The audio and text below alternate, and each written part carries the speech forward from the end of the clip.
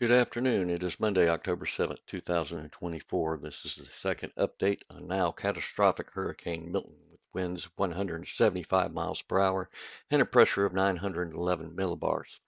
Further intensification is not out of the question as we see Milton's eye with the stadium effect coming about, and we won't see weakening of this system until an eye wall replacement starts to take place. But with that eye wall replacement, likely the wind field will expand with this hurricane.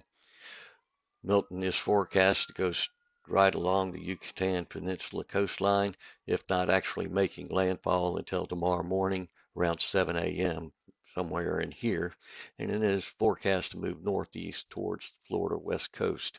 All precautions should be rushed to completion along the Yucatan Peninsula as Hurricane Milton approaches. It is forecast to be close to making landfall on the Florida west coast around 7 p.m. Wednesday evening. Please listen to your local authorities and the National Hurricane Center for exact precautions and actions to be taken. This has been a Tropicwatch update on Hurricane Milton. Thank you for listening, and please don't forget to subscribe.